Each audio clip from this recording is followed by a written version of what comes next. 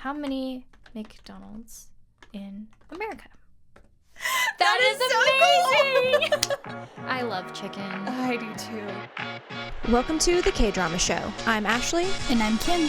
We're here to unpack your all-time favorite Korean dramas and chat about all the reasons that we find these shows so charming. And so addictive. And we know you do too, so settle in with some ramen and a boba tea while we dive into the K-Drama Show with Ashley and Kim. The new Fallout came out. Not a clue. But for our gaming nerds at home, Fallout is this gaming franchise where it's set in like the 50s, but it's not historically accurate 50s because they're a lot more technologically advanced. So they had like in-home robots. Think the Jetsons, right? Yeah, okay. And everyone's, the nuclear war scares that they were going through at that time, hide under the table, under the desk at school, that sort of thing. Right.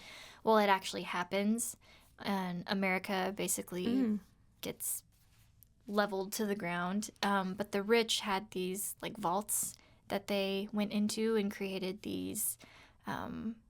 like bunkers? Yeah, they created these civilizations that were kind of sectioned off into different cells. But in the gaming lore, like, some of them were set up to be experiments. So they would, like, restrict food, or they would restrict supplies, or they would put certain chemicals in there to, like, make them into, whatever, experiment on these people. But then there were people, like, in the normal poor people like us. So we're screwed. Still survived, though. Okay. And they have, like, their weird... the society set up their different like leagues of people that have formed. So there's like the Brotherhood of Steel, which they are like this religious extremist group who have like these 4 or 5 guys that are head to toe in like the Iron Man Mark 1 essentially. Okay. And they like have this hierarchy of people where like these guys are the gods and these guys are just the peons and you have to work your way up through. Anyway, it's just a really interesting... So they go through all of that in the show. And if you're familiar with the League of Legends show, Arcane, that they came out with on Netflix a couple of years ago. Okay.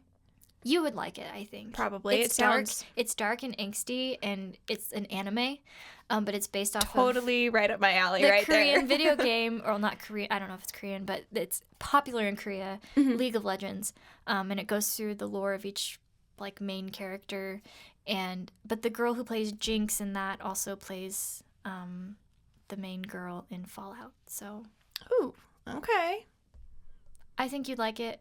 I'm very intrigued now. It's kind of dark, and like the radiation has caused different animals to get all strong and weird, and it's a really cool world. Like, they did it well. And then there's Avatar: The Last Airbender. Which they've messed up twice now. Which is actually going into my tea. I saw your tea! I was just about to say it! I'm so glad that was the perfect segue. We did not plan that at all. Oh my gosh. Because I sent it to you on Instagram. I don't know if you saw that. Yeah, I did. That was the one that I was the one that you saw? That was the 20 that you sent me. So in our conversations, we are... Oh, how many platforms do we communicate on? Like 3 at least. We have at least. many. We have many that we communicate on. And I had seen that Eric Nam, the Korean-American singer who... Isn't he known as like everyone's boyfriend in Korea? I think so. Is that one of like the terms he has? He's adorable. Yeah. He's insanely talented. But he has been confirmed to be the voice actor of adult Aang in the new Airbender movie trilogy that's coming out. And I sent it to him, and I was like, I really hope she sees this, but also I know that she doesn't like look at Instagram every day like I do. Or every week. But he confirmed it himself on Instagram, which was how I found out, and I was so excited. Yes. Because I love Avatar: The Last Airbender. We could not have planned this out better. I know. That was amazing. But that is one of my favorite shows. I love that show. I didn't watch it growing like as a kid or teenager whenever it came out. I maybe watched it if it came on, but I didn't seek it out or anything. Well, I didn't have TV. Yeah. I mean, I did. I'm not completely deprived. Yeah, I had 2 channels growing up, so it wasn't a priority. So I didn't actually see Avatar: The Last Airbender until I was an adult, and I was actually living where I went to go to school for massage. And that's when I saw it, and I started it. So And that was like, 5 years ago. yeah. So I've only seen it in the Really last 5 recent. years. And I, That's hilarious because I think the first time I watched it from start to finish was when my son was born. so it's only been within the last 3 years. Because that was the show I put on every night. Just because postpartum's hard. If you've never experienced that firsthand, especially with the first, you don't know what to expect. Long nights, Exhaustion. breastfeeding is a whole thing. I'm not speaking from any experience, just I have a lot of mom friends. Yeah, no. And my sister.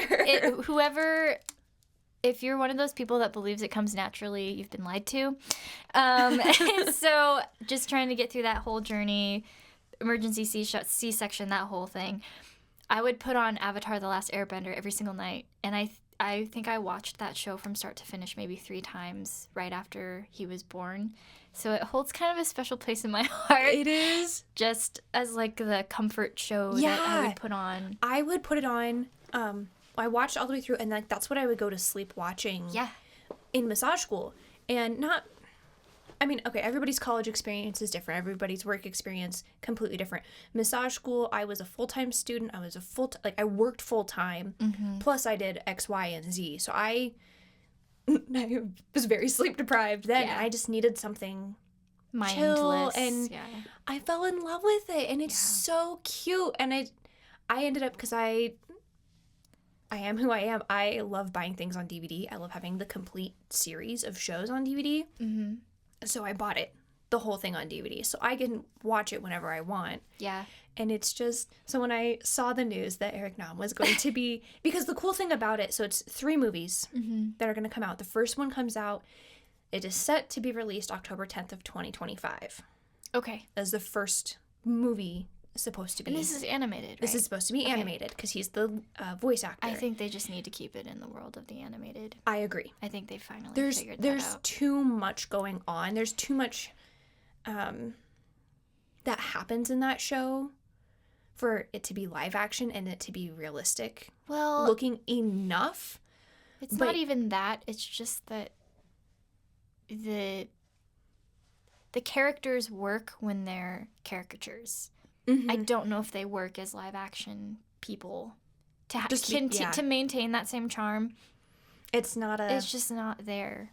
But what's cool about it is this trilogy is going to be the adult years of Aang, Katara, like everybody. So it's going to be their adult years before Legend of Korra. Right. Because that's... He's already gone by then. Right. But that's also supposed to be a whole movie series that will eventually, like, make its way out. Okay. But I was like, I mean, we could have, like, that little in-between time of... Happily ever after. Happily ever after. Yeah. But then he's not part of the, K cult or anything, but David Bautista, who is Drax on Guardians of the Galaxy, is supposed to be the voice of the villain. Oh. And I'm very excited about that because it's not going to be Prince Zuko, though, because he they're ends friends. up, being a good But guy. it's, like, supposed to be, like, a whole different villain. Okay. Because it's all in their adulthood. They have so many other things that Yeah. are Does going to Zuko, happen. does he marry, The one girl that is with his sister, who's super just... yeah, I think so. I don't remember. It's been a minute. I know. I was wanna also rewatch on it. some very strong drugs. Like- Maybe that's why I liked it so much. Oh, Don't do drugs, kids. you had a different reason. That was medically necessary, and I used them appropriately. Oh, correct. So that Cutting that out. So that is my tea, which was that was the best That was- segue ever. I swear we did not plan that. Not at all. But it's amazing. That I was love when that happens. Beautiful. We're just on the same wavelength We here. are. We had It's scary. but it's beautiful. There's a lot of times where we are each other's other half of the only brain cell that we have in our heads. the only way we function. All right. Do we have any unhinged theories from Kim today? We do not. Okay. Actually, okay, so I was thinking about it. I've been mulling some things over in my head. All right. Because I actually, this is unlike me. I typically panic watch the episodes like in the 24 hours before we meet. True. I watched the 2 episodes in the 24 hours following when we recorded. You did, and you were sending me messages, and I was so excited. I don't think I told you any of my thoughts, did I? I mean, I could pull up our messages. Yeah, that's what, I don't have my messages on. Because the one theory I think I had actually pertains to episode 9, not episode 8. Because you didn't say anything to me about episode 9 until the very end of it. Because you were like, holy ending of an episode. Oh, yeah. And that's... Which kind of confirmed some of my theories. Smart cookie. But I don't know to what extent, though, yet. But put a reminder on your computer, on your phone, whatever, for episode 12. No, I know. I've been very conscientious to know that, okay, this week I can do 10 and 11, and then I stop. I won't even watch, I don't even watch the end credit things, because I'm worried that they give things away. I'm talking with a lisp tonight. I don't know why. It's okay. It's the spine. Let's be real. I can hardly speak correctly anyway, and I stumble constantly over words. I do this awful thing that makes me question if I have Tourette's. I'm pretty sure I have a speech impediment, so it's but fine. If I start to go too fast and I start to panic about how fast I'm going, I'll say the same word 3 times. I can't stop You have it. a stutter. Do I? I have. Well, that's what I would assume, because I have a stutter. But I don't really stutter, though. But, this happened in my lessons yesterday. Oh, no. I was trying to say something. I was like, I don't even remember. If you start to get nervous, you just have to, I was going to say you just have to rock with it. And I was like, you have to rock with it. I just stared at her and I was like, do I acknowledge it or do I move on? And I chose move on. Wise. It happened to one of my coworkers too the other day. Shall we start? I don't know what's happening. I don't know where we are or what's... You are going to do a recap of episode 7. Yeah? I'm going to try. All right. Here's what I'm going to do. I'm going to say, here's my recap, and I'm going to cut it in here for later, and then we're going to move on with our lives. UnTak's first kiss is wasted on trying to remove the sword from Goblin's chest. She's completely in the dark about the truth of the Goblin's sword, and Reaper is starting to feel the injustice of Goblin's intentional misleading of UnTak. Goblin is seemingly punishing UnTak for getting his hopes up about removing the sword. Reaper suggests that they just turn her loose to fend for herself after paying her off, but Goblin doesn't really go for the idea. UnTak takes her exams and is congratulated by her makeshift family with a cake after she returns home. She and Goblin finish off the evening by watching a movie and sharing a meal together. UnTak is reunited with her first love, TaeHee Oppa, which sends Goblin spiraling. At dinner with TaeHee, Reaper interrupts to enlist UnTak's help with his mystery girl, which UnTak then learns is her boss, Sunny. Reaper and DeokHwa reflect on their parting gifts and that Shanu must have had a wonderful gift, only to discover a scroll with the image of a young queen, which causes Reaper to weep at the sight of her. This sparks a flashback to the young queen's first encounter with the young king, but the happy scene has tragic undertones. Goblin goes to pick up UnTak from work, and as the two are having a sincere conversation with one another for once, Goblin begins to clutch his chest in pain. The sword manifests for UnTak once again, but she's able to grasp the hilt this time, which sends Goblin into panic mode, and he strikes her in the chest, which sends her flying nearly into a parked truck. He swoops in to save her, but there are some vehicular casualties as a result. He sets her down gently, and our show picks up here.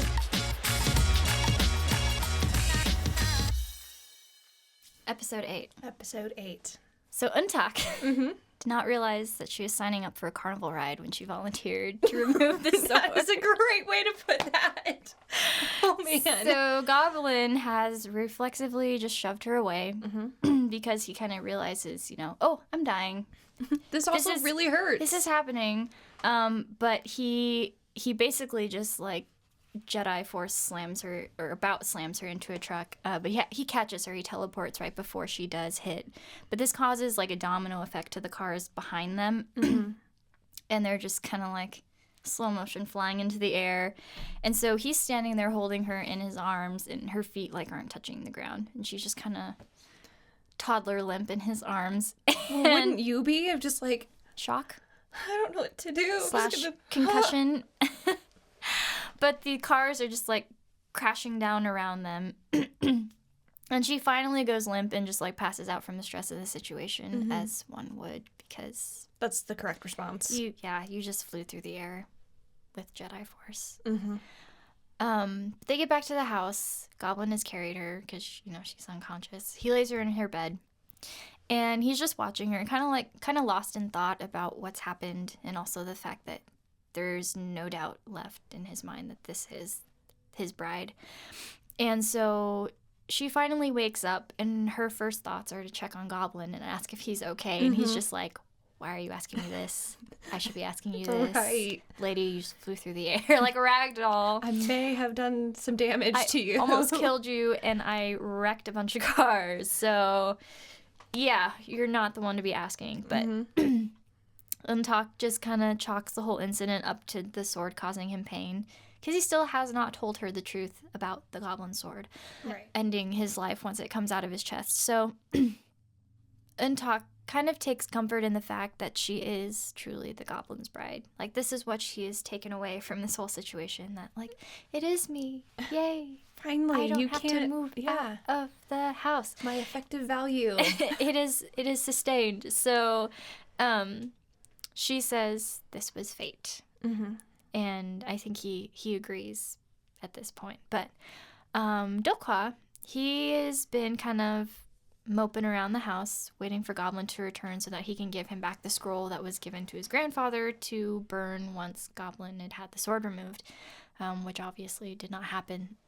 So he's just doom-scrolling social media, as you do, and he happens across the chaos that has just taken place earlier in the evening with Goblin's excitement with UnTak. So as Goblin is leaving her room, he stops him on the stairs, and he's just like, what's happening? Was this you? I need to know.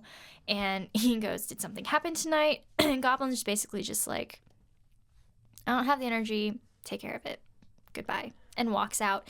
And DeokHwa's just left there like, what am I supposed to do? How bad is this? Yes, this is not good. So he immediately starts to make some phone calls. He gets a hold of his grandfather, who's like, what did you do this time? He's like, it's not me. It's for Goblin. I promise. I swear. I'm doing my job as his guardian. And he gets off the phone with his grandfather, calls Secretary Kim, and he's like, what did you do this time? And he's like, it's not me. It's for Goblin. It's for Uncle.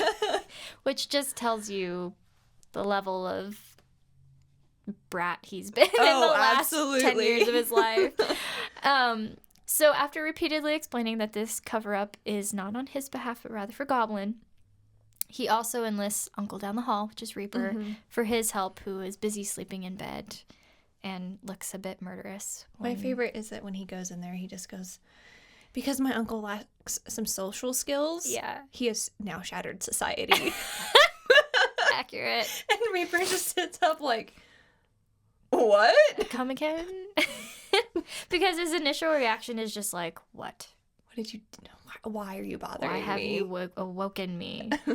So we see Secretary Kim is probably at corporate. He's gathered a team of employees, and they are tasked with going through the internet, scouring the internet, and erasing any evidence of what has transpired that night. Any gossip sites, any news sites, anyone that has video, down.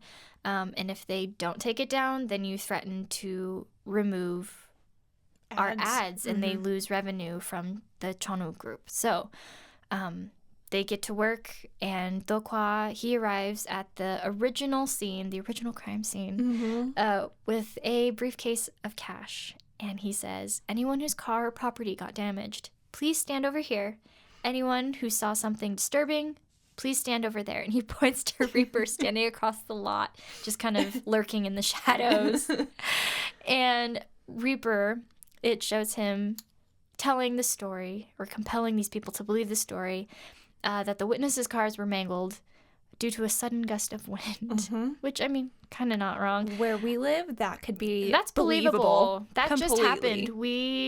But no, there were vehicles that got flipped because of the wind in the last week. We had 90-mile-per-hour wind gusts. We had over 600 poles, like electricity poles, break and have to be reset by the wind. It's for where we are. We would believe that story. You don't have to compel me. Chicago ain't got nothing on us, Windy City, yo. I'm Honestly, taking that out. That was embarrassing. That's amazing. Well, I love the one guy that comes in front of Reaper, and he's like, "It's really dark out. Really dark outside." Reaper's like, "I'm not in a good mood." But he says to them, there's a sudden gust of wind, and the money, that was just luck that fell out of the sky. Also, you did not see me today. Okay, next. So, Reaper and DeokHwa, after they finish up there, they arrive at a security booth, and Reaper compels the guard there to get rid of the last existing footage of the accident from the security booth. So they get back to the house, and DeokHwa and Reaper and Goblin are all sitting in the living room. Goblin is again self-medicating, and DeokHwa asks what kind of couple fight leads to the destruction of 30 vehicles. And Goblin just thanks them, and Reaper replies with, "Don't be thankful. I just didn't have the energy to fight. That's all. Let's postpone this fight. It is disturbing enough as it is." And Goblin insists that he has it worse than Reaper. And Reaper asks if he's almost died or something tonight. And Goblin just stands up and leaves.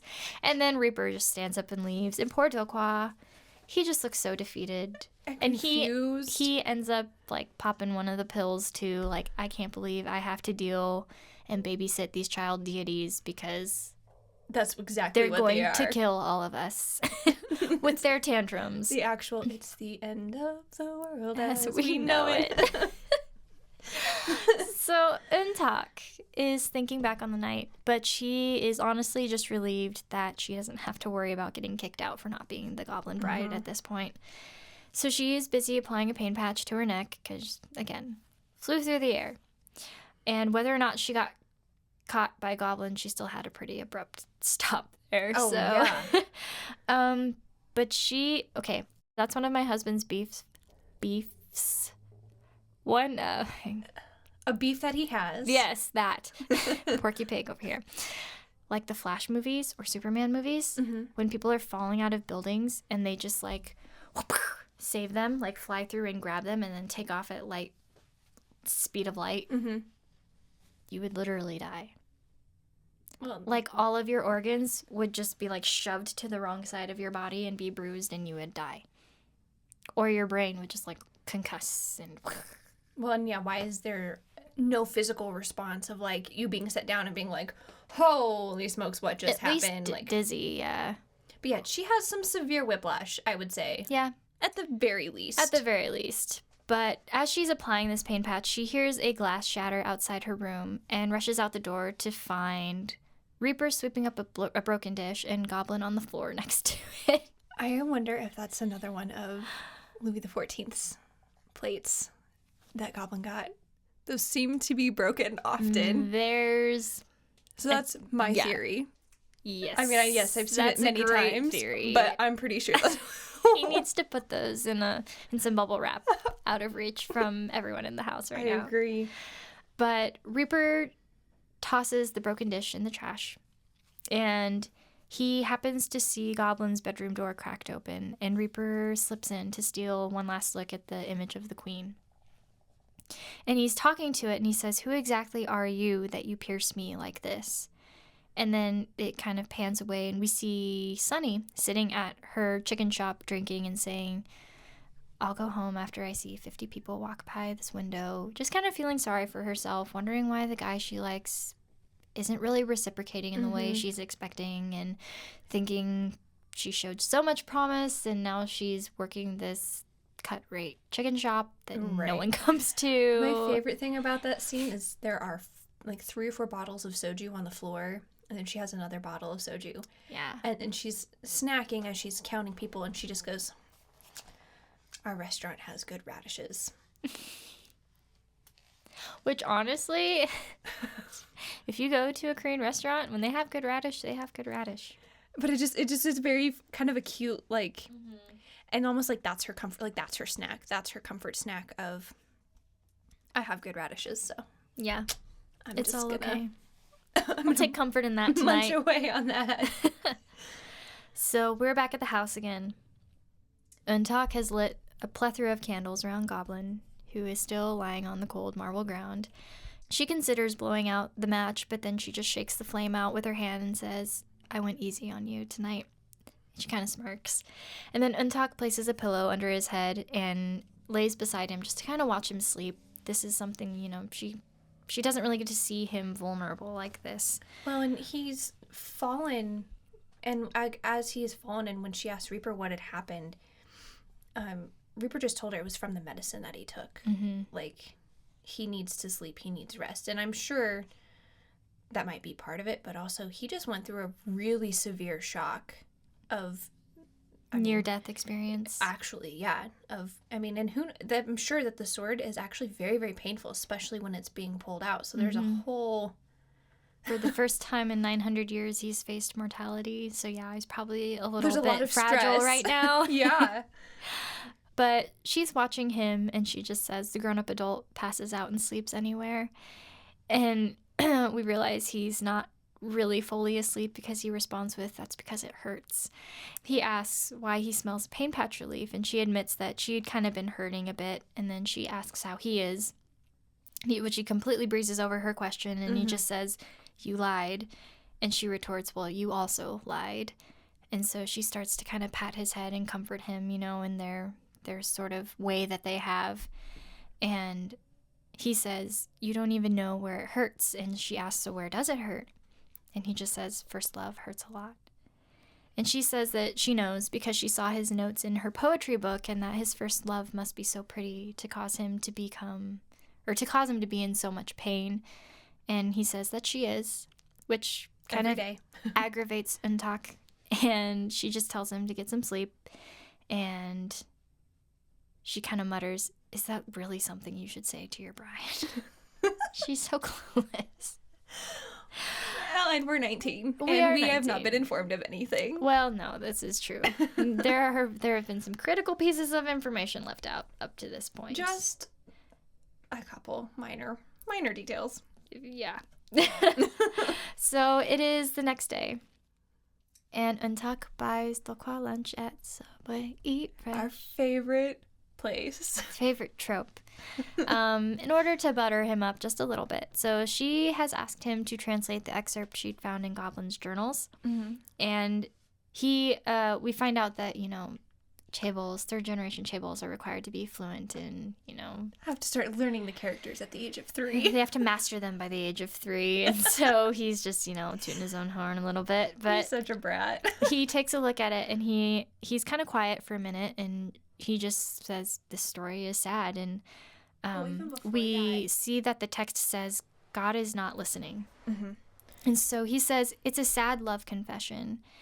And he starts to read, "After living like that for hundreds of years, after that, on a day that was just right." And then she just like cuts him off, rips it out of his hands, and says she can't bear to hear anymore because this is the woman trying to steal Kim Shin away. To which DeokHwa asks, "Who's Kim Shin?" Who's that person? And she's like, "Your uncle." He goes, "My uncle's Yushin Jae." And she goes, "Anyway, about the sword in his chest." And he's like, "He has a sword in his chest? Like, what is happening here?" Poor guy. And so he actually offers to exchange a secret with her if she will keep informing him of these kinds of secrets that he's just like completely in the dark about. But then we cut to DeokHwa standing before Goblin, explaining that Reaper was weeping at the sight of this painting. and the scroll that has the image of the queen. And so DeokHwa says that they should storm into Reaper's room, but Goblin basically just shows up and is like... Well, the best part is he is he's, again, brat. This is why he's called a brat. Yeah. Because he's like, yeah, I told him not to look at it, and he just wouldn't stop. Like, DeokHwa. This was your idea, bro. You literally like, should we look at it together? Let's go. Yeah, exactly. But they confront Reaper. Well, they confront Reaper. And Goblin just is in front of him going, why would you cry when I don't even cry about this image? And DeokHwa is behind him just like begging Reaper not to implicate him in this situation. Kind of looks over his shoulder and Reaper meets his eyes and he's just like giving him that look of like, I'm going to call your name. And you're going to follow me to a place that isn't just good. like, please, no, please. Not the Oblivion tea. Not that he knows that much, but... Reaper just says that he's also confused about the situation, but he says, it was really clutching and my heart felt really overwhelmed. But how is it? How is it? The girl in the painting. Who is it? I hate autocorrect. I was like, whoa. I was like, I'm not reading that. Tell me what he said. What I have is, he said that the painting was really touching and it moved his heart. Who is this painting of? Because she seems very familiar. It's clutching. It's right here. Look at it. But how is it? The girl in the painting.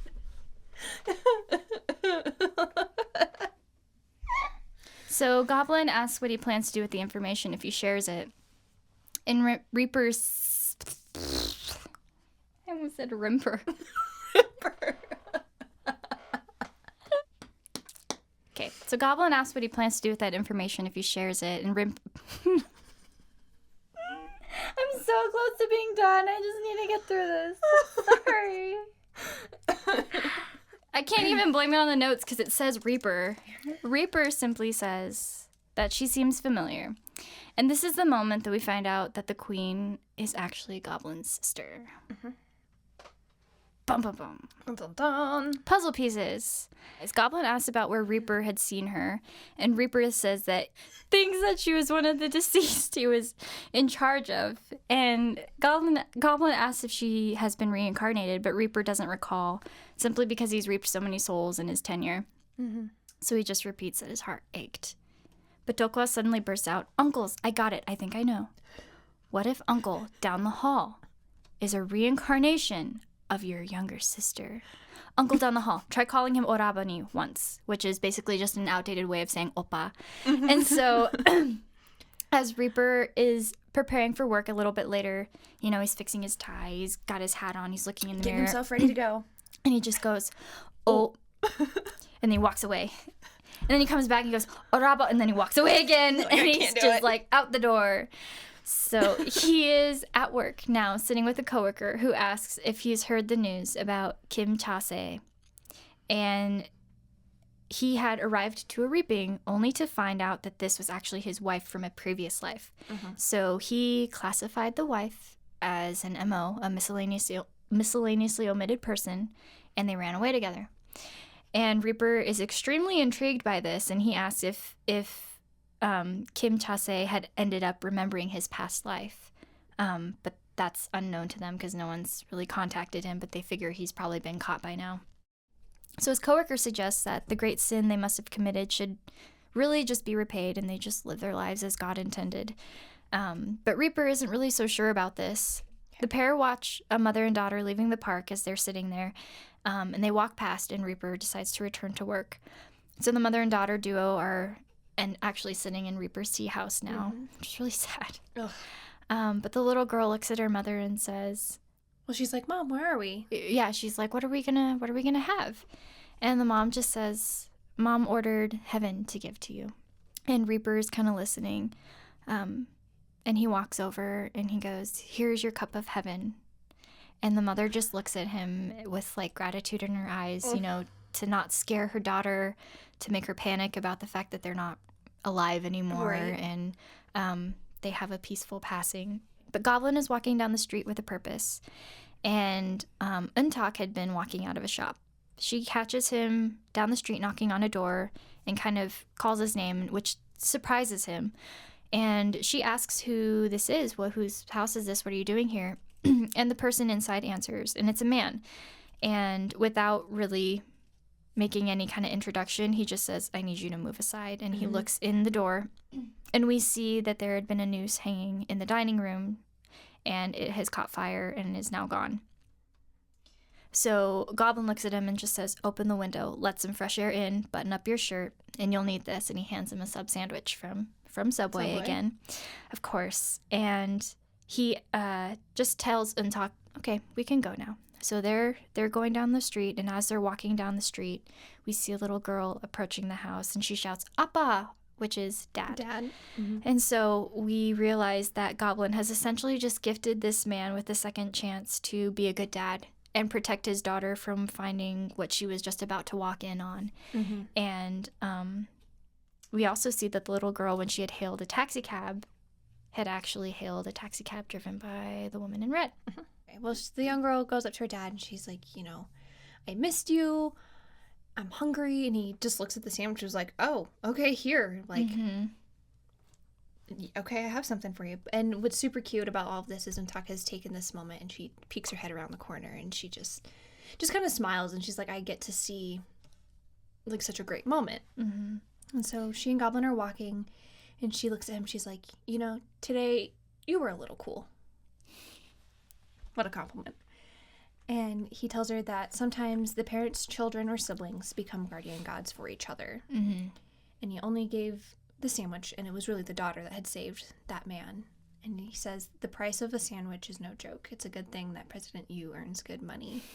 And, like, as a side note, he's not, like, that's the most correct statement ever. Like, it doesn't take a lot.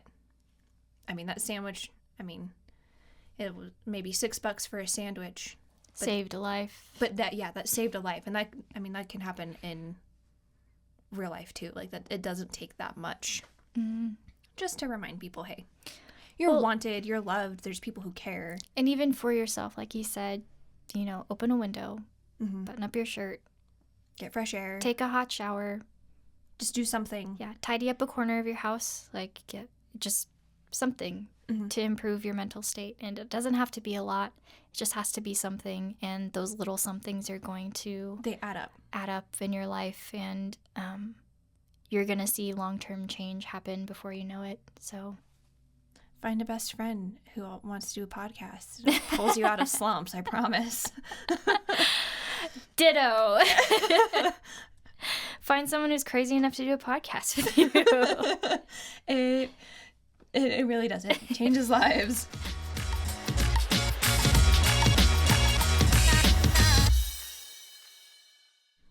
So then EunTak, she asks about the sword and why it suddenly moved and why she was able to actually grab it now. And, Goblin is having like a flashback of when Reaper and EunTak were talking, and Reaper said, maybe you need real love or something like that. And so Goblin just stops and he looks at her and he's like, well, do you have something that you want to tell me? She goes, no. Like, what do I have to tell you? And he's like, are you sure? And she goes, oh, wait, yeah, actually I do. And he's like, you can tell me whatever it is, just let me know. And she's like, I know that you're rich, but are you really all right with just being home all the time? And he goes, lazy. Yeah. He goes, that's what you wanted to say to me? And she's like, well, I know you served during the Goryeo dynasty. And he's just like, but I've had jobs. And we just get this montage of him in these different positions, most likely his own company. Mm-hmm. And, undercover boss. Yeah. But he has all these different, like, customer service salesman pitches that he does. Which are awful. It's his perfume. It won't be eternal, but it'll last for a long time. Or the like a hangover drink. It won't be eternal, but it'll keep you sober for a time. Or a table, he knocks on it.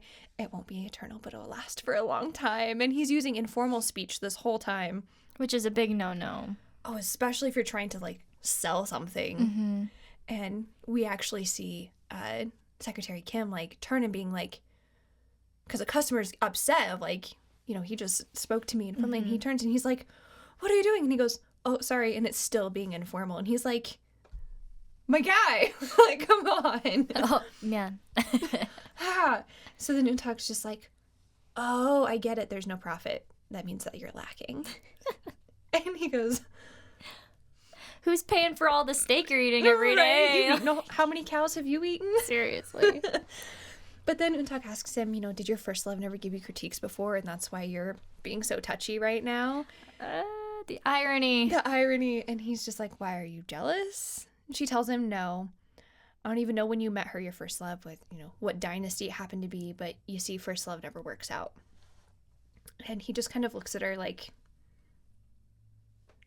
interesting. You don't know why I'm looking at you like this, but you're my first love. But, like, okay, interesting idea. Mm-hmm. And she tells him to go home and not to wait for her. And as she walks away, he asks, who says that it doesn't work out?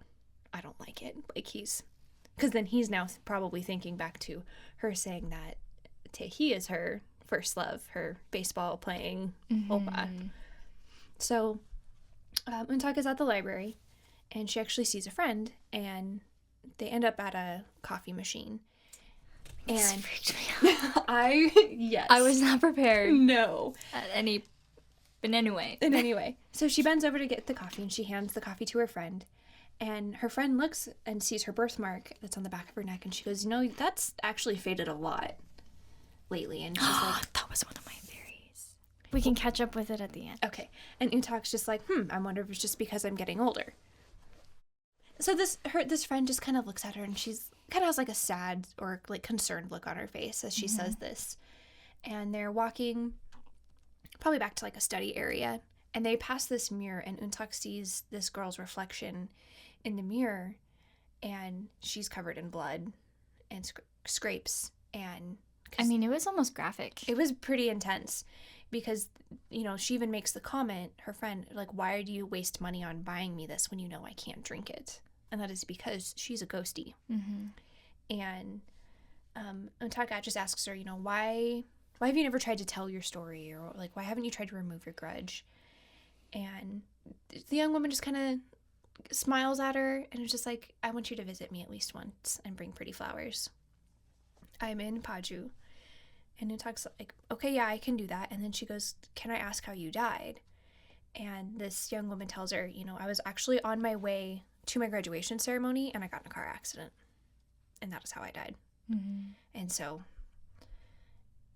EunTak just kind of like, Deal. Okay, well, I will come see you then. So she's actually at the chicken shop. Yes. Yeah, look like you're going to say something. I was just saying, like, this reminds me of, like the ferry to the underworld in, like, Greek mythology. How there you have to pay a fee to get, like, across, I think. Or they ferry souls. You have to be dead. That's what it is. Yeah. You ferry souls. But that's almost what she's doing, like, on Earth's side, though. But for, like, the not going to hell people. You know what I mean? Like, she's kind of acting as, like, the broker between the living and the dead to, like, finish their unfinished business. Yeah. A little bit, yeah. And she's kind of becoming famous in the ghost world, I think. Yeah, most of them, well, I mean, they know that she's, they've Goblin known Bride, yeah. who she has been her whole life. So yeah, but they don't, I don't know if she necessarily always took that stance, though, because she tried to, like, block it out. Right. But I think that maybe Goblin's kind of rubbing off on her in that way. Yeah, a little bit. Because she's seeing the things he's doing with his awful Abilities, situation. right. And still making an impact. And she realizes maybe she can do something similar. Well, and part of it, especially like at the beginning of the show, like her mom told her, don't look at them. Don't look at them in the eye. Like, avoid them. And, I mean, just because it probably was mostly for her own protection. Yeah. Well, and she's a little girl. She was a child. Totally right. different when you're an Older. adult and can handle yourself a little more. Right. Marginally. But Marginally, yeah, that's a great. You're not wrong. So EunTak is at the chicken shop. supposed to be working. Really, she's just holding the broom and sitting there just like kind of thinking back to that conversation that she just had. And the door opens and she stands up, you know, to greet the customer, and it is actually Reaper. And she's just like, how do you keep finding me in all these places? Like, I don't understand. He's like, well, I'm more surprised to find you here. Like, how come it has to be here of all places? And she goes, well, I put this quote down because I didn't look it up, and I probably should have. I didn't pull a Kim. I didn't do the research behind it. He goes, I heard that the number of chicken restaurants in Korea is greater than the number of McDonald's in the entire world. So why does it have to be this place of all places? I wanted to look up to see how many chicken shops there were in We're doing this thing. Korea compared to McDonald's. This is real-time Kim research. Okay, how many chicken shops in Korea estimated? There are about 50,000 fried chicken restaurants throughout the country. Most are small franchises that deliver to your door on motorbike. It's not unusual for there to be dozens in any one neighborhood. Okay. How many McDonald's in America? They only have 36,000 worldwide. That is amazing! But there's only 14,300 in the United States. I mean, Really? only. That's huge, but... It was 50,000 But chicken if shops? you think about geographically, we're talking about a country that could fit inside of one state. Yeah, the size of South Korea fits inside the state of Indiana. And we are talking about like 100 of those. Oh my gosh, dude. That's amazing. They should have said in the world. There are more chicken joints in Korea than McDonald's in the world. That's what it says. That's the quote. But no, in America they said. I thought you said America. In the entire world. Oh, yeah. Okay. Well, Regardless. listening skills are really on point tonight. But still, that's spread out over 100 countries. That's bizarre. That is... Also kind of amazing, and I cannot wait to go to Korea and In 99 of those countries, there are only 24,000. Because... No, 20,000. Because 14,000 of those are here in America. So in 99 countries, there are only 20,000 McDonald's. How many McDonald's? There's 399 in Korea. That's so cool. Oh, And all right. It's amazing. Remember, this show came out in 2016, so this is 2024 research. So still, Yeah. that is a correct statement. It holds true. I love chicken. I do too. Apparently, we it's should have done that born this week. I know. We did it last week. We had did. chicken. It was so good. But though. Korean chicken, y'all, it's not just KFC. Like, it's different. It just hits different. I think, don't quote me on this. Don't come after me if you know better. But I think they use, like, rice flour in their battering. So it has this, like, really beautiful crunch to it. If you know, please send us a recipe because we want to try. We will make it. Yes, there are more chicken restaurants in Korea than Confirmed. the amount of McDonald's in the entire world. So why does this, store have to be the store that you work at? And Talk's like, well, this is the one that Goblin found for me. And Reaper just pouts and he goes, as always, he's never helpful in my life. And UnTak's just like, dude, what's your problem? Why do you keep showing up and like making my heart drop? He tells her that he has come to get chicken, and she goes, I know you're a vegetarian. Like, I know you. You forget that we live in the same house. We eat meals together. I've seen your diet. Right. And he goes like, yeah, well, give me chicken anyway. And he goes, I want that one with a lot of radishes. Yeah. So Chicken and radish. Chicken and radish. It's real good. That's a thing. And she's just kind of like, really?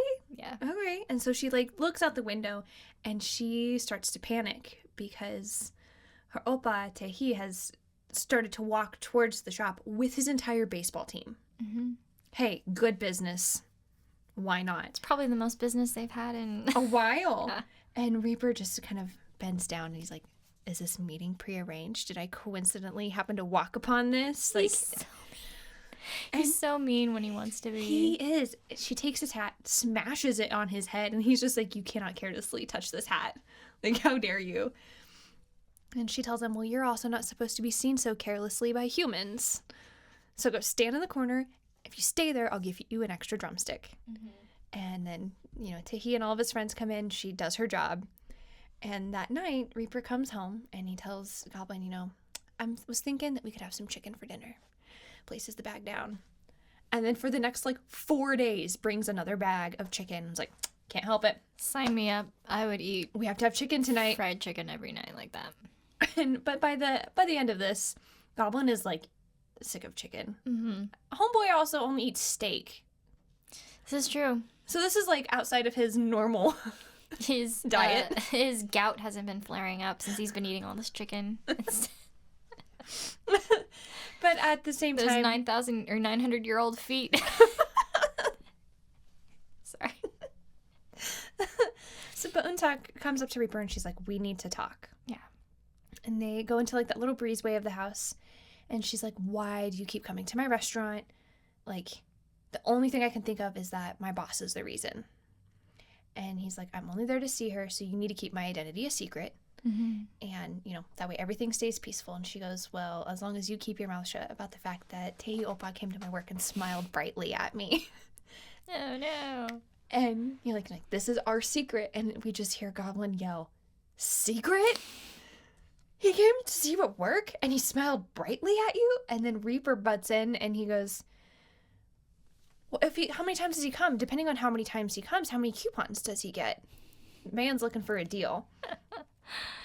And Goblin's like, do you realize, do you know how he came to be such a good baseball player? It's because I was his guardian. And she goes, well, you can't take all the credit. It's all due to my first love's persistence. Oh. Wait, okay. I just had a weird realization. Okay. How is DeokHwa still broke when he just got paid a deposit on a house for the next 60 years by Reaper? Otherwise, where is that money going? I personally feel like his grandfather locked it away. He has access to all of the accounts. That would be smart, but he didn't even know about it at first. Yeah, but Secretary Kim. Oh, yeah. That would be my... All I'm saying is But rent, also, rent for 60 years. Plus, you have to pay huge deposits in Korea. You do. I actually looked into, what it takes to, rent. You need, $10,000 to put down. But then your rent is nothing. Pennies on the dollar, yeah. And so that's why most of them have a lot of roommates or stay at home until you have about $10,000. But that means if you lose your deposit, that is your life savings. That is more than my entire, all of the money I have. Enter the Tiger King meme. I will never financially recover from this. Don't throw any parties in Korea. Oh, yeah, that'd be a very bad idea.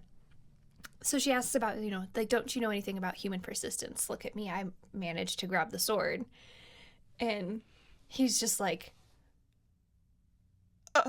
ouch, rude. And he, baby rages, starts hitting the wall and just yells, what? Are you kidding me? And then he turns to talk to Reaper, and Reaper's, trying to do the math in his head of how many visits it would take to get this amount of coupons and, how this would work. And Goblin just looks at Reaper and goes, how does the untimely death system work? If you give me the basics, I can figure it out. And he goes, and I'll resolve that chicken coupon problem for you.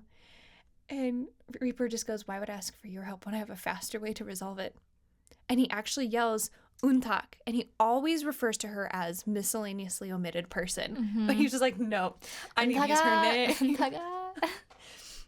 Goblin baby rages again. And with this baby rage, TaeHee walks home, into his house and sees that the piano is now sitting in the middle of his living room. That was when I texted you and I was just like, oh my gosh, the piano. My favorite thing about that conversation is you went, whose house did he steal the piano from, or was it in his pocket the whole time? Yeah, I forgot I said that to you. I mean, I have questions. Does he just have Mary Poppins' room where he keeps all of the spite things that he's stolen, or I mean, that's a great question. We did it unfortunately live don't get in the mirror world? I don't know. We never get that answer, unfortunately, but you had me questioning that. I was like, wait, I never thought about that specific one. But poor TaeHee, he was just like, it's back. Well, and he kind of just like looks around and like, oh no, how did I piss him off this time? Oops. Right. 20 years long grudge. Right. 10-year long grudge. Goodness.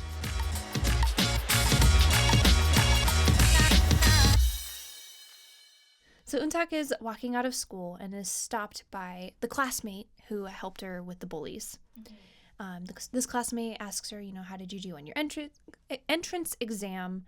And she's like, well, yeah, I did pretty good. And she's like, that's really cool of you. And you didn't take extra lessons. Like, she's really just complimenting her and not even like necessarily trying to be her friend, but just having a normal conversation amongst classmates. Right. She asked, if she got accepted into a university. And she's like, well, I know you talk to ghosts, and so I'm just wondering if maybe they've told you anything. And, because I also would like to know if I made it in. Mm-hmm. That'd be great.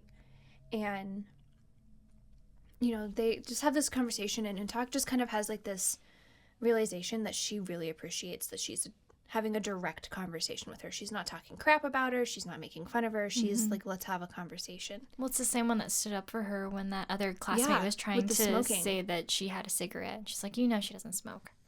Yeah, and she's just, even if it's just, like, extending out, like, a branch of, like, hey, we could be friends. Mm-hmm. We don't have to be, but... Yeah. The next morning, she is actually walking to the bus stop. She's going to another interview at another university. And as she's walking, she has the memory of Goblin, like, running her to the door so she could get... To the test on time, yeah. And she looks up and actually sees that Goblin is waiting for her at this bus stop, and she, asks her, "Did you forget anything?" And she's like, "I mean, I didn't greet you, I guess, but I was in a hurry." And he's like, "No, and then she realizes that her scarf has, she left that at home, and he had actually brought it. He wraps it around her, and she's like, he goes, "Do you want me to go with you? Are you still jealous?" She's like, what if I am? Are you happy about it? And he tells her, yes, it made me feel good all day. The petty. He's such a jerk. He is. So she tells him to go home, like, she'll be fine. And then she gets on the bus. And we hear this woman scream that she has been robbed. And Goblin turns and sees, and it's that bike rider that had... From last episode. Yeah, he had come across him before, and he's the same one who stole Reaper's wallet. And well, he had seen him, he had a vision of him in a wreck dying. Right, yeah, the first time they interacted. Mm-hmm. So then we see this whole scene of this man on the bike crashing into a street vendor's boxes, flipping over it, ending up in the street, cars, swerving, and a huge accident occurs. And we see the bus get turned, and, it runs into some cars, gets turned. And then this woman holding her child looks up and sees, I'm assuming it's probably like a garbage truck, just slam into the bus and the bus roll. And we see a watch and the time ticking away. And we realize that Goblin has seen the future of this accident occurring. And at the same moment, Goblin is realizing that EunTak is on this bus. And so he's like, checks his watch. Nope. Sees how much time he has. Yeah, we're going to get this fixed. But on the bus, there's actually a young man sitting with his friend. And he goes, my mom's going to kill me if I don't ace this interview. I really wish there'd be an accident instead. To which his friend is like, dude, don't say stuff like that. Mm-hmm. Like, basically, at least not while I'm with you. Yeah, don't bring the bad juju to me. And we see up ahead that, and I counted because I paused it, there are 12 Reapers waiting up at a bus stop. Mm-hmm. And the Reaper's Hubei comes up and he hands him a cup of coffee. And the colleague that had left Reaper at the restaurant asks where his cup is. And Reaper goes, I told him not to get you one. He goes, why, are you still mad? And he goes, well, why would I be mad? And he goes, well, everybody knows that you're mad. And he goes, okay, as long as you know it. He then asks, who are these extra people? Because I don't recognize some of them. And he learns that they're from a different district. They've come to help out because it's supposed to be a real big accident. A lot of souls are supposed to be escorted. Mm-hmm. And so they start to look through their cards. And Reaper, sees that he has another mother child duo again, that he's, gonna have to, and he goes, I'm gonna have to make another heaven again. And so, you just have, like, he kind of feels that sadness towards what he's about to have to do again. It feels like he has some sense of, like, humanity awakening within him. That maybe didn't exist in the same way that it is now, since having A human around you all the time. a human around you and falling in love and having a family. I mean, they have a weird family kind they're of a dynamic family. going on. Yeah, but they all care for each other. They all have each other's backs, you know? And it's just interesting that it just seems like he's having a level of, like, empathy for these people that maybe didn't exist up to this point. Because before he was, like, 19, 9, I've done it all. Right. And now he's having, like, regret for these people who didn't get to live the lives that they thought they got to have. So I thought that was interesting. Well, we go back to Goblin, and he's on the move. He runs to one door, comes out a different one, sees the bike pass. Then he goes back through. But he realizes he's sprinting because he realizes his vision of this wreck didn't have her in it. Yes. So he's confused about why she would be she's on the bus. And he doesn't see And her he doesn't in it. see her in it. So he's freaking out. Panicking, Yeah. absolutely. And he manages to get to that street vendor and goes, you need to pack up. And he goes, well, why would you tell me to pack up? I haven't even, like, taken anything out yet. And he's like, no, you don't understand. I'm buying everything that you have. Mm-hmm. And he's like, well, why would you do that? Like, you don't even know what I have. And he's like, you have socks. I'm buying them all. Like, Move it. Let's go. Come on. so, the bike rider is getting closer. The boxes are getting packed up. And the rider passes. And at the same time, Goblin kicks the tire and causes the man to crash. And this man he's crazy. And he's crazy mad. And he's, like, looking up and down, looking around, trying to figure out what's going on. And Goblin appears behind him and uses his powers to lift up the bike and make it crash in front of him. And this guy's like, what are you, a cop? Like, who do you think you are, basically? Ah, yes, because cops regularly use telekinesis. Mm-hmm. I've seen it every time. Every time. But wallets land in Goblin's hand, and he tells the man, you stole $23, $32, $10, and 3 vouchers. Do you know how many people could have been dead today because of this?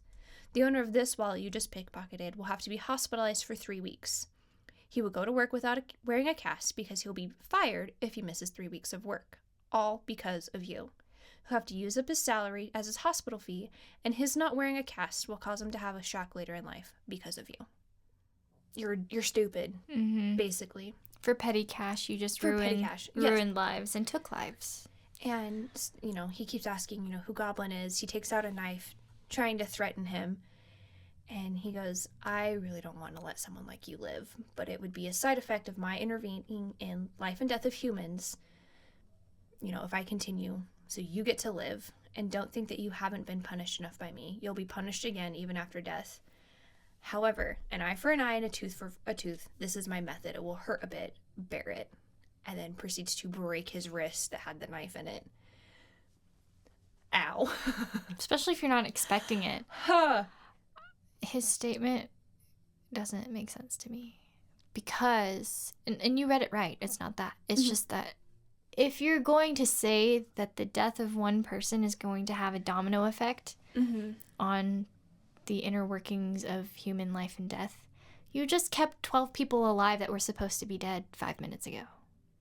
Yeah, Reaper chews him out for it. But that's what I'm saying, like... Right. Yeah. Oh, I would right. think that keeping 12 people alive would have more of an effect than killing one guy. Anyway, it's fine. Well, this is just an angry goblin. Yeah. Because his bride is... His lover was in danger. Well, at this moment, Reaper looks at, the time and is like, okay, everybody, let's get ready. They all step forward. And when the bus actually stops, EunTak sees Reaper and she starts waving and is like, oh, hi, how are you? And he starts, he gets excited to see her and he smiles and waves back and then stops and just kind of is like, oh crap, oh crap, oh crap. Oh, this is very, very bad. This is a very not good thing. And is Hubei and his colleague are just like, can she see you? Does she see us? How is this happening? Like, this is not normal. Like, but the one colleague says, sometimes when people are about to face their imminent death, they see, the other side or see something that they're not used to seeing. And Reaper also realizes in this moment that she's about to be in this crash. And so he asks, why is she on the bus? Does anybody have EunTak's name card? And they pull out the list and her name is not on it. And they're confused because everyone is supposed to die in this accident. And Reaper looks at EunTak again and just tells everybody, you know what, we came here for nothing. There's not going to be an accident today. And the bus pulls away and we see Goblin on the other side of the street just staring. And he and Reaper look at each other and Reaper's just like, this is going to be bad. This is going to be very bad. Yeah. Well, he's frustrated too because now it's directly affecting his work. Yeah. Like, we already have this miscellaneously omitted that is hovering over his head with EunTak being in his life, but then he's going to carry it over into other jobs he's supposed to be taking care of, and he's just like, yeah, no, we gotta. This isn't happening anymore. Well, because then the other Reapers start to freak out. They're like, what did we just witness? Why is the bus driving? Why is it being safe? Like, do we need to cause the accident? Like, what's supposed to happen? And one of the Reapers mentioned, that's the first time I've ever seen a miscellaneously omitted person before. And the Hubei just goes, wow, there are such things as miracles. And that other colleague goes, do you realize how much paperwork we now have to do? Them and the paperwork. These guys are just... That must be, like... so anti-paperwork. How many trees are you using per person? One of them asks Reaper, how did you know that was going to happen? And they look across the street, and when the Hubei looks back, he actually sees Goblin standing behind Reaper, and he's like, oh my gosh, that's a goblin. And Goblin just goes, why do I look like one? I think it's interesting how they say there's a goblin. Mm-hmm. So that means there's other goblins in the world. There would have to be. Yeah. Because it's basically just a grudge. Yeah, and he was, like, he had his people, like, begging for him to be saved. So maybe there's others. So Goblin looks at Reaper and he's like, we need to have a conversation. And Reaper almost has, like, a look of frustration and, like, nervousness at the same time of, like... Well, he's just ousted EunTak as being a miscellaneously omitted, and now he cares about her. He's been able to keep it under wraps up to this point because he was the only one who knew her identity. Right. And now they've all seen her face, and he said her name. Yeah, they looked for her name. Mm-hmm. But then at the same time of, like, how could he have not told Goblin that she was going to be in danger? Like, if Reaper had known, why didn't he say anything? That's probably more Goblin's mindset. Oh, okay, I see what you're saying, yeah. Like, you're supposed to tell me if she's in danger. Like, we both care about her now. Yeah. We can't just not say anything. So they're at the tea shop and sitting across from each other. And which I found to be kind of, I think I noticed it more this time that they were sitting across from each other. I mean, yeah, they did at the beginning in Goblin's house. Mm-hmm. But for a lot of their scenes, they've been next to each other. Like, they're on the same side. They're on the same team. They're, It kind of harkens back to the original dinner time antics where they're at odds. And he goes, why didn't you tell me? And Reaper just asks him, are you going to continue to interfere with human lives? And Goblin's like, yeah, well, EunTak almost died today. Like, I can't do that. And he tells her, or Reaper tells him, if that's her fate, it's going to happen no matter what. And Goblin's like, yeah, says who? But try me. The only thing that I can't grant is my own death. Do you want to see me interfere with every human life for that child? And I love Reaper because he just goes, you, in someone else's workplace. And you pan back and you see the wall of all of the cups. And you're like, yeah, maybe. Would almost be better of him doing it in his workplace rather than Goblin's house, because Goblin could be like, get out. Yeah. This is a little more neutral. But then Goblin can, like, thinks about it. He goes, it's kind of strange, that accident, no matter how I think about it, because I saw that future a few days ago, but I saw EunTak's future 10 years from now. Like, so this doesn't make sense. Yeah, they don't add up. And, that accident would have killed her. And Reaper tells him that means that the accident wasn't part of her fate, and she was just a variable by getting onto the bus. And, you were going to save her. And he goes, I hate self-fulfilling prophecy. He goes, oh, thanks to the miscellaneously omitted person whose boyfriend is a goblin, all those who were supposed to die ended up living. You made me have to work overtime. Yes. If he was always meant to save her. This is like borderline Calvinism. If he was always meant to save her, why would they have those tickets? Like the name cards? Mm-hmm. I don't know.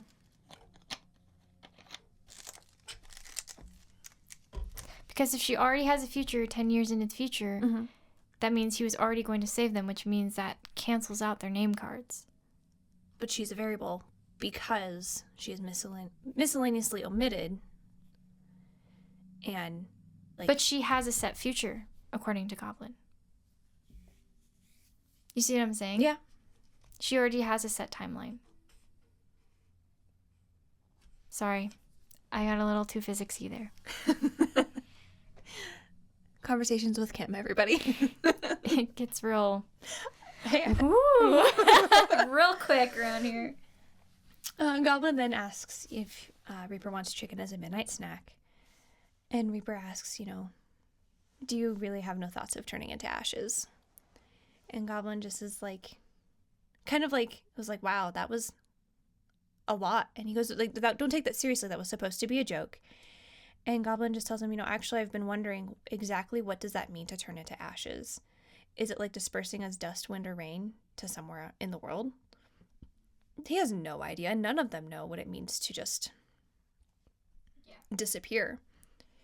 And Reaper's like, well, why are you wondering about it?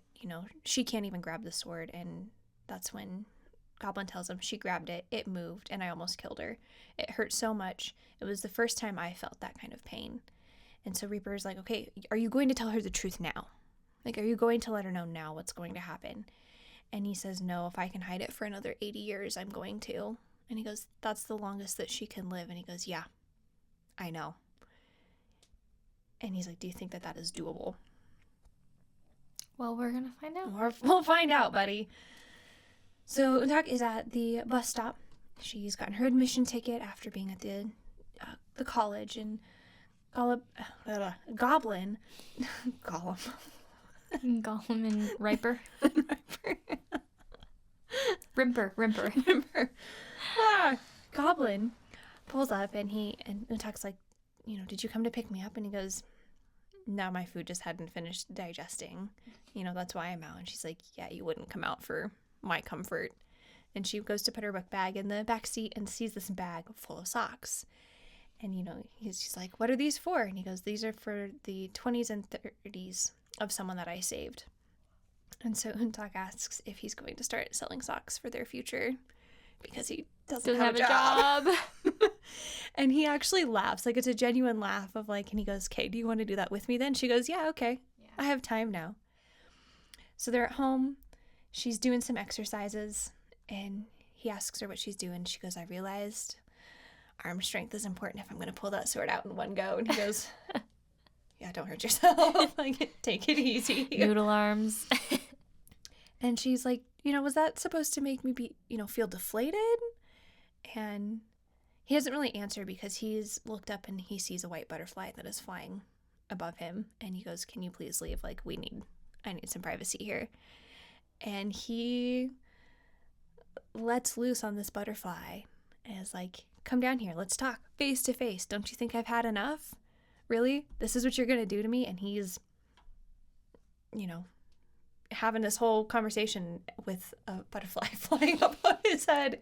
And EunTak just passes It's not by. even like it's a majestic looking like swallowtail or a monarch or something. It's like one of those little white garden butterflies that are very delicate and just nondescript. Yeah. Yeah. They're pretty. They're just They're just very normal looking. normal. Yeah. And EunTak happens to pass by and is just like sees him like swatting Screaming at at a the air. butterfly. And she's like, is he still sick? Like, is he okay? He took one too many of those pills. Right? He then walks behind her and she's like, I didn't see anything. And Goblin tells her, I don't like it. I, who like you, could not be this stupid. And she's like, what did you say? And he goes, never mind if you didn't hear it. And she goes, no, I heard everything. He goes, well, as long as you know. And just walks away.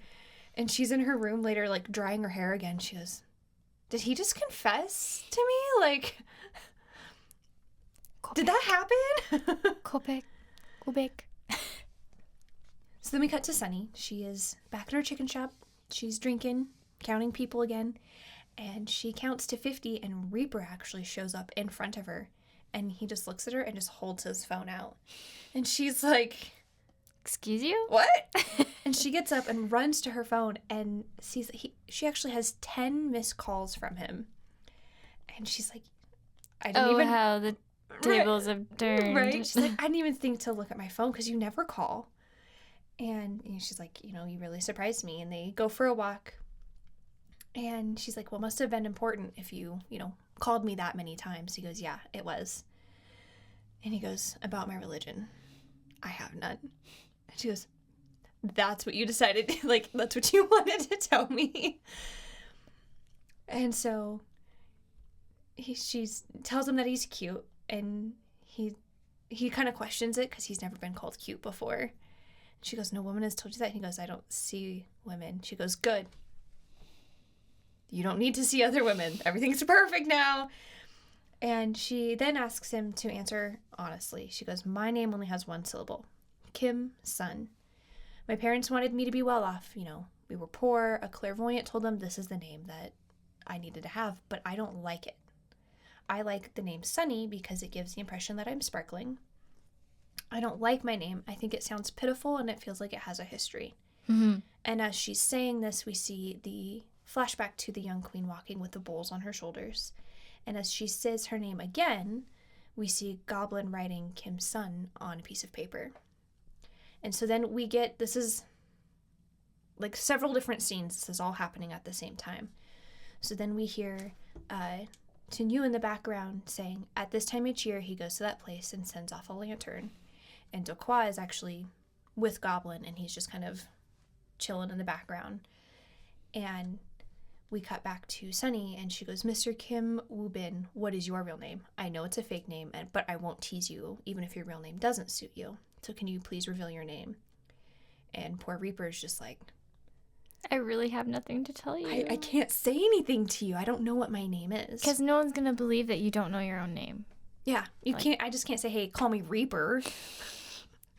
The name's Grim. Grim Reaper. And that's when you run away screaming, ladies and gentlemen. You run away screaming.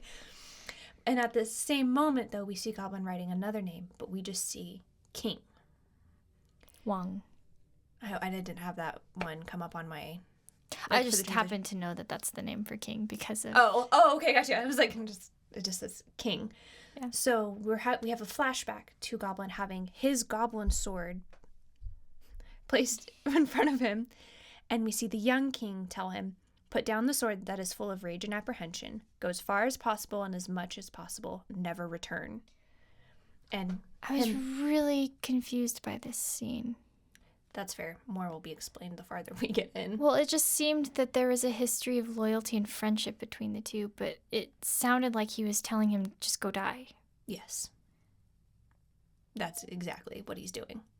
So there was already animosity between them before he left to go to war. Yes. But I can't spoil. Okay. I can't spoil. But Kim Shin, because, he's not Goblin at this moment, he asks him, how do you mean that, this is your Gordio, I can't just leave you. I defended its borders because you ordered me to protect them. I destroyed the enemies because you ordered me to kill them. When my sister is in this country and so are the citizens, how can I?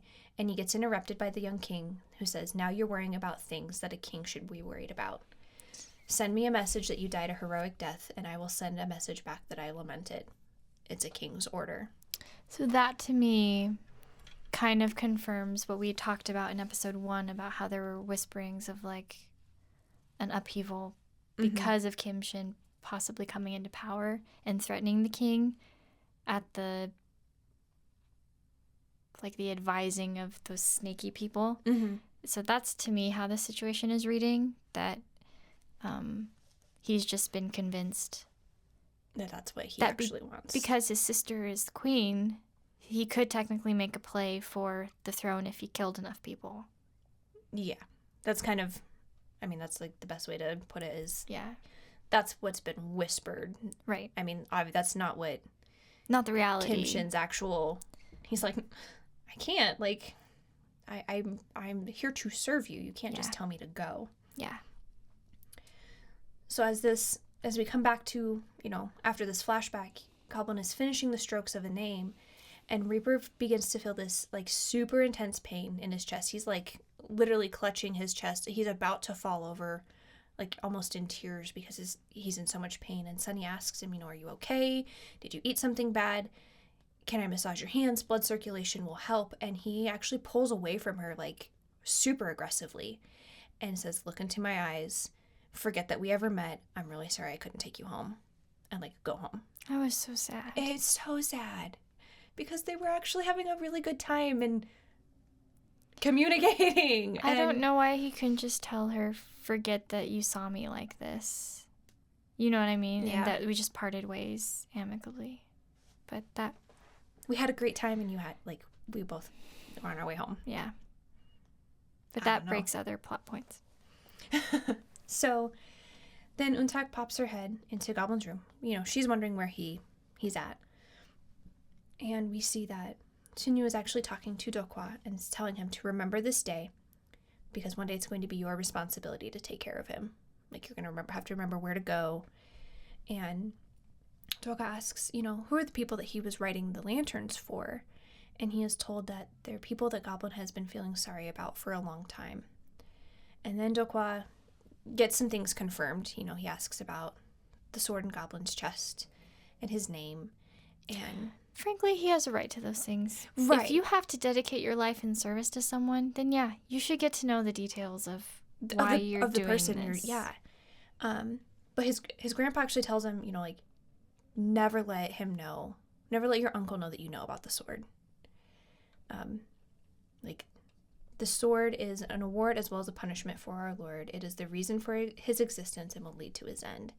And I think that's, I don't know if maybe there's, like, an age limit of when they actually inform the next one coming up. Of, Sure. like, Which makes sense to an extent, yeah.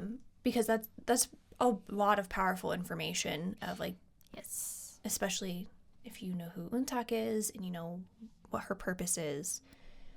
And so we actually see UnTak walking down the street and we hear Goblin saying, you who are my life as well as my death, I love you. Therefore, I'm keeping a secret and asking a higher power for its permission so that you won't know even for just one more day. So that you won't know for 100 years. And he's actually in a bookstore and he starts to take a step forward and the shelves close in around him. And then we hear footsteps and some of the shelves lift up and we see the woman in red. And she walks towards him and she asks, you know me, right? There are some things that I should let you know. You have some time, don't you? And he's just like, you know, I'm not in the mood to face any gods right now. You better be quick. And at this same time, Reaper is actually in Goblin's room again and he's looking at the painting and said something went wrong, probably. Everything started from you. And also at the same moment, UnTak is sitting outside on the steps of the house, just wondering where Goblin is.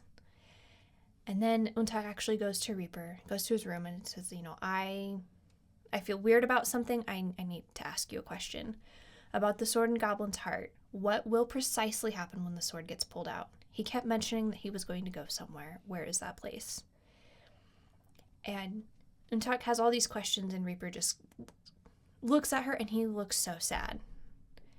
But we cut away, and the woman in red is talking to Goblin, saying, you need to get this sword pulled out quickly, like as soon as possible. And she's like, you know what? You appeared, or he tells her, you appeared out of nowhere, and now you're telling me to die. Like, you owe me an explanation. And she tells him, you've lived long enough, but that's not the case for the child. I was really happy when I found out who she was, so let's just end things.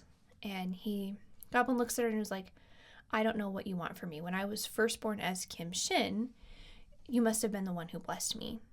Like, you know, I'm supposed to be your kid. She's like, you're right. You were my kid, and I wanted you to be happy. But there must be something that you want the most, and it's for that child to live. Like, if you don't go into nothingness, UnTak will die. And we go back to UnTak talking to Reaper, and she asks him, so what you are saying is it's because he wants to die that he asked me to become his bride and pull out the sword. So if I pull out the sword, he will die? So if I pull out that sword, Ajushi will disappear from this world completely. And Reaper just continues to just very sadly look at her, and she's rightly so bawling her eyes out at this point.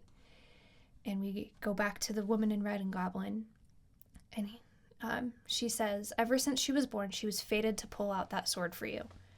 No, to be more precise, you caused her to be born with that fate. If she fails to execute her task as a tool, the reason for her existence will disappear, because then there wouldn't be any reason why she should exist. Therefore, if she does not pull out the sword, death will constantly come before that child. I'm sure she's already confronted death multiple times. And we flash back to, you know, her being kidnapped, you know, any of the other accidents that she's been a part of. And she tells him, you're thinking right, those accidents, there will be more in the future. Those accidents will occur more frequently, and they will be more intense than the ones up to now. Even you almost killed her with your own hands. Which I'm just like, more intense than a dozen people dying in a bus rollover. Oh, it was more than a dozen, because there were just a dozen Reapers. Yeah. Okay. But still, like... I'm looking at you, 5-story mall crash in Korea. That killed 500. Yeah. And we end... And then we hear a Goblin saying, after living like that for hundreds of years, on that day, on a day that was just right, it was first love. To be able to confess that, I'm seeking permission from the heavens. And we end the episode. What does that mean? I'm not sure, to be honest. I'm wondering if that's him asking for permission. To live with her? I think so. Because that is his first love. Or to be able to confess that it is his first love and wants to have a life. Oh, he wants to confess to her. But I don't know what confession is it, though. That one I'm not completely sure of, because His I first don't love. remember. But it could also be the confession of, like, I'm hiding a secret from you. Oh. Because before the woman in red, you know, shows up, he says, you who are my life as well as my death, I love you. Therefore, I'm keeping a secret and asking higher power for its permission so that you won't know, even for just one more day. So I think it's more that one of, like, I'm asking for permission to not have to tell her for as long as possible. Okay. At least that's how It was just worded a bit awkwardly, and I'm sure it makes more sense in the Korean, but the translation kind of didn't land very well on that one for me. But I think too hard about everything. So. That's okay. All right, that was episode 8. Episode 8.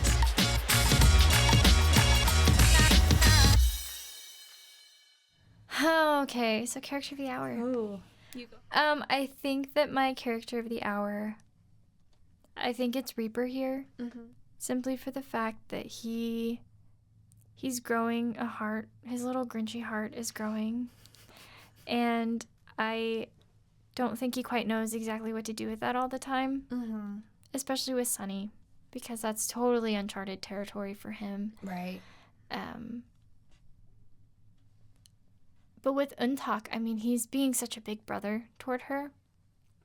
Looking out for her. Looking out for her and really struggling with the fact that Goblin hasn't been honest with her, and finally just being like, you've asked me directly, I can't lie to you. Goblin's gonna have to do what Goblin's gonna do, but I have to tell you the truth here because I've seen what this is doing to you. Yeah. And that's not fair. So I just appreciate that I know Goblin has his reasons for not telling her. Yeah. But man, when you're this wrapped up into each other's lives, there's just no way that you can't be completely honest. Because when you don't, then you accidentally almost kill each other and break 30 cars in the street. So I just think that it was nice that he, in this arc, was able to put that to rest and finally reveal some things. So yeah. How about you? I would agree. Reaper. I mean, there's moments of Goblin that I really appreciate in this episode. I mean, the price of a sandwich. Mm-hmm. Yeah. I mean, that was really good. He's not wrong. And even just, like, yeah, he gets a little short with, like, DeokHwa when DeokHwa's like, dude, what did you do? But he's like, no, you need to take care of it. But also knowing that he can trust that DeokHwa will take care of it. And then being genuine. Trust in his young protector, which was very cool. I didn't catch that. But then also, like, telling him thanking them, and he's not being insincere with his thank you. He just has no energy to go any farther than what. Been there, done that. So there's definite moments of Goblin that I really appreciate in this episode. But Reaper, I mean, he's become that big brother, that uncle, that protector of EunTak, and even in a way a protector of Goblin. Mm-hmm. Of, like, telling him, like, just having that conversation of, like, yes, it started as a, quote, joke of, like, have you actually never thought about turning into ashes?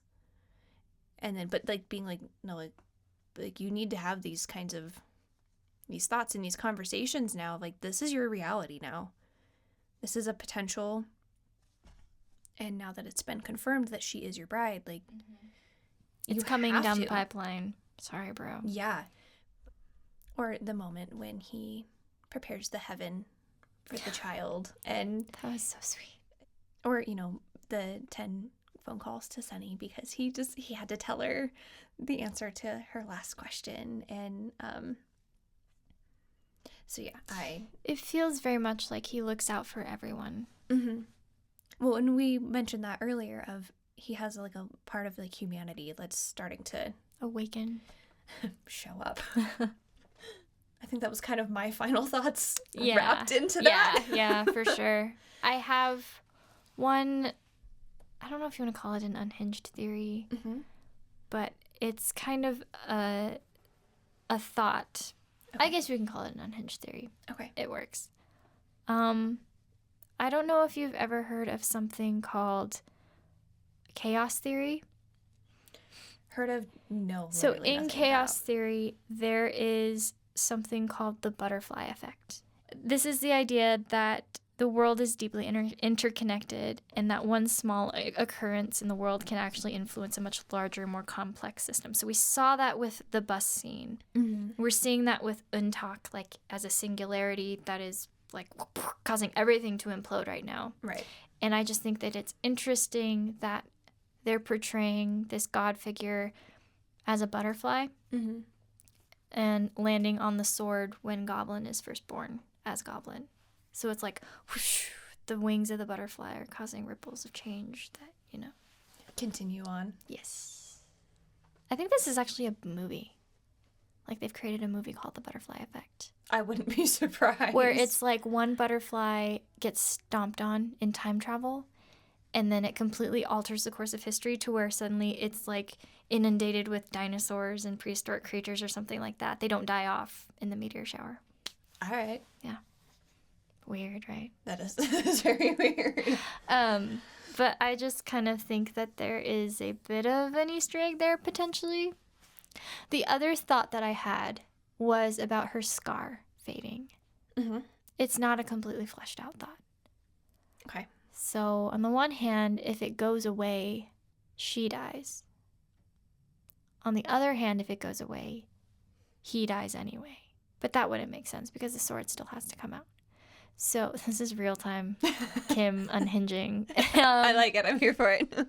The other thought I had was, if she dies and she's the silver thread, does that fulfill him dying and then they die together and then some weird mumbo jumbo happens and they actually come back to life but they just don't remember each other and that's why EunTak is 29 in the future? Do they pull an Aida? Do they pull an Aida where they die in one another's arms and then they wake up and they find each other in a museum in 1,000 years? I don't know. I'm going to tell you, they do not wake up in a museum 1,000 years later. Darn it! Okay. That one I will tell you no. All right. This is what happens when I theorize at 11:21 at night. Nothing pretty.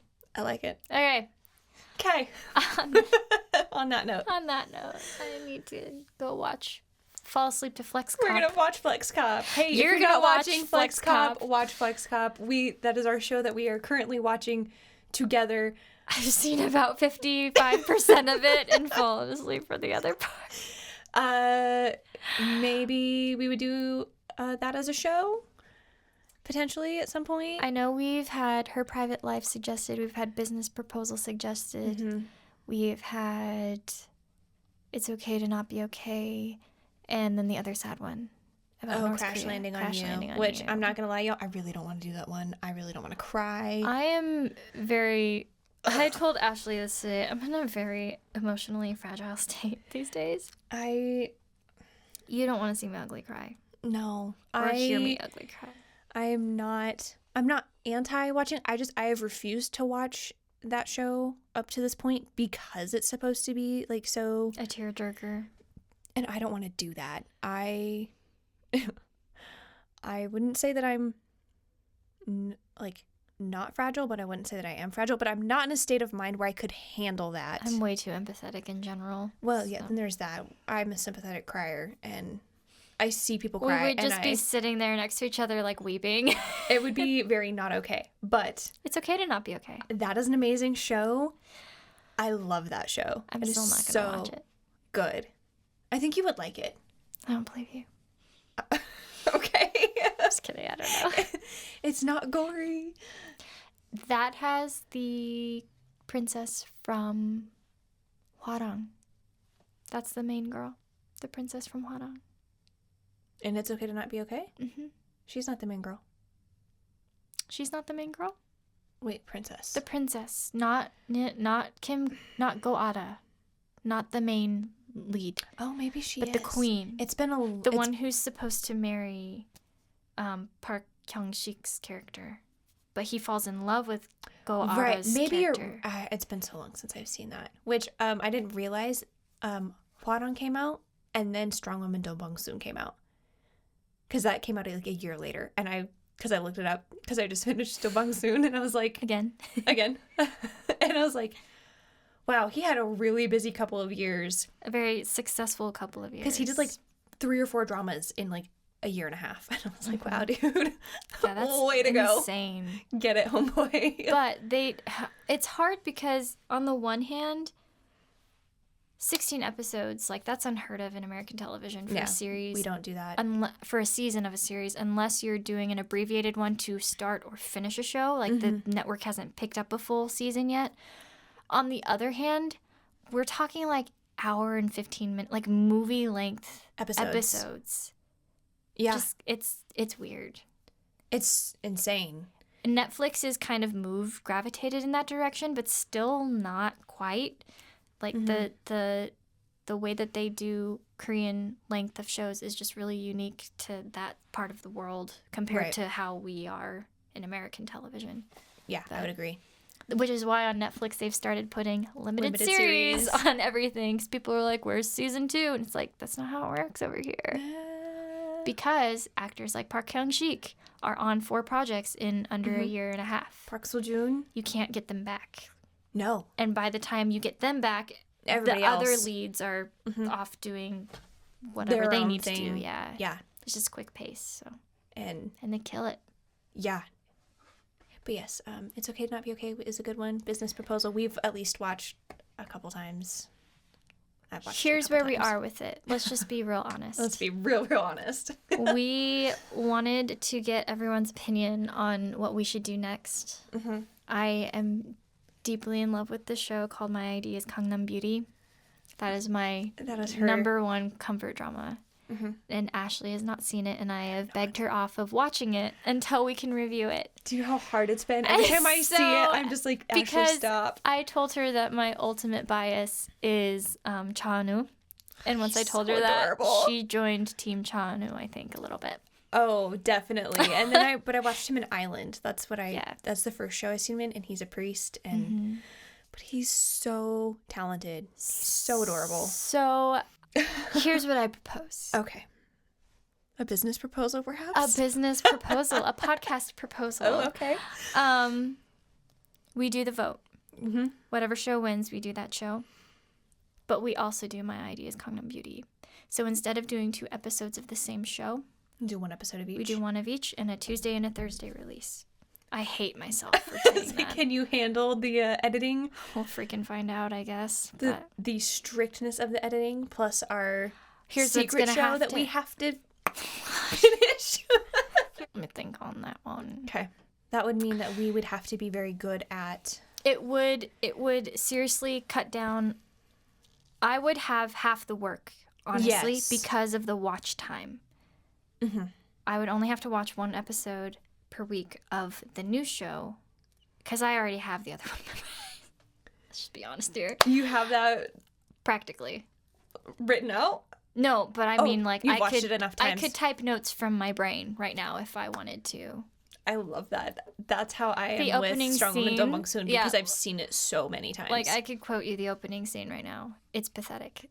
Anyway, It's not pathetic. I So- love it. Love it. you know what other movies I can quote from start to finish from memory? Mine's Megamind. Is it? Mine's not nearly that cool. Mine's Cheetah Girl, The the first one. I don't know if I've ever actually watched Cheetah Girls, but I didn't grow up with Disney Channel. This is true.